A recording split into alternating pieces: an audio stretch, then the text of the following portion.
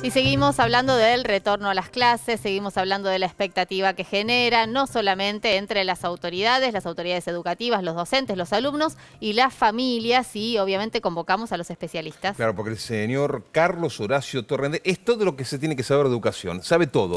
Mirá, es licenciado en Ciencias de la Educación y es miembro del Consejo Nacional de Calidad de la Educación de la Nación. Si no nos podés dar respuestas vos acerca de Estamos en el horno. Bueno, ¿qué está pasando? ¿Qué está arrancando hoy? No, lo que está pasando es una segunda experiencia histórica. La del año pasado fue la primera y esta es otra distinta. Claro. Y eso hay que tenerlo claro. Con una dificultad que hay que tener en cuenta, y es que estamos todos cansados. Que hoy no se nota tanto porque es el día de la alegría, y eso lo vemos en todas las caras, incluidas las nuestras, que nos entusiasmamos de verlos nomás a los chicos y a las familias y a los docentes. Eso está clarísimo.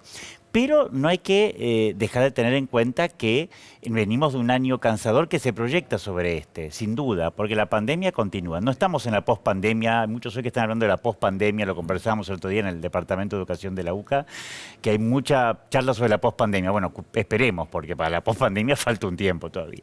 Ahora tenemos esta situación nueva dentro de la pandemia, que es un entramado muy inteligente en donde los ministerios con las escuelas, sean estatales o privadas, eso no tiene mucha importancia, con cada escuela en particular va a tener que encontrar la fórmula específica para su situación, para su tipo de institución y para las situaciones que se vayan desarrollando, que van a ser distintas a lo largo del año. En principio este sistema dual viene a quedarse, digo, porque los contenidos que antes los chicos incorporaban en la escuela, digo, por ahí lo más enciclopédico, digo, ahora lo pueden procesar más en sus hogares y tener en la presencialidad una actividad más práctica. Bueno, ese es el cambio que se viene en la educación, que es lo que no hemos hecho hasta ahora y la pandemia de alguna manera nos obligó. Que será un aprendizaje también para la pospandemia que esperemos que quede, que es exactamente lo que vos decís. Empezar a discernir mejor para qué está el aula, y el aula está fundamentalmente para que sea un taller, que es algo que tenemos que recuperar.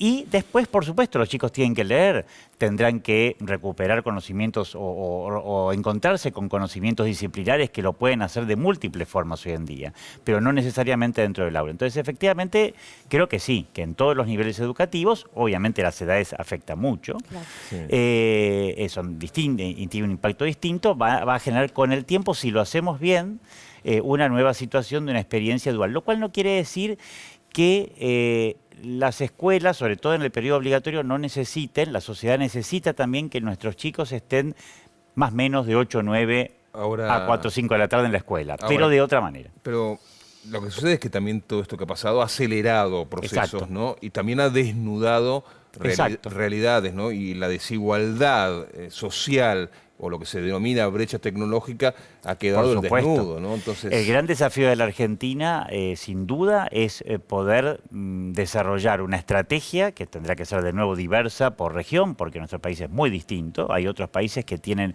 eso más consolidado, pero tienen territorios más uniformes, etcétera, o poblaciones más pequeñas, y muchas veces uno pretende compararse con eso y hay que tener mucho cuidado.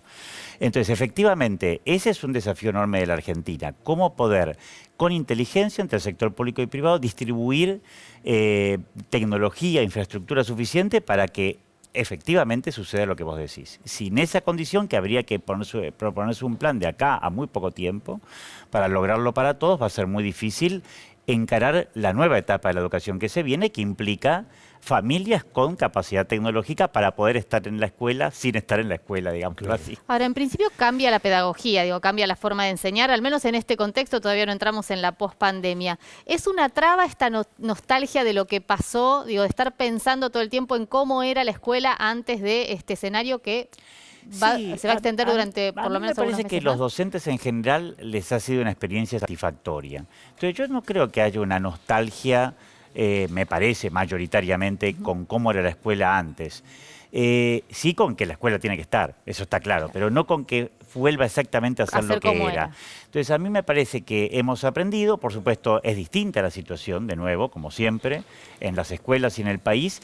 Tenemos que seguir en esa línea, los ministerios lo han aprendido a hacer, tanto el nacional como los provinciales, las escuelas también, muchas experiencias de capacitación van en esta línea. Efectivamente es el desafío. La pandemia aceleró, tuvo sus efectos negativos, como toda crisis dramática de esta magnitud, pero también el hombre tiene la capacidad de aprender siempre de cualquier cosa. Carlos, la última.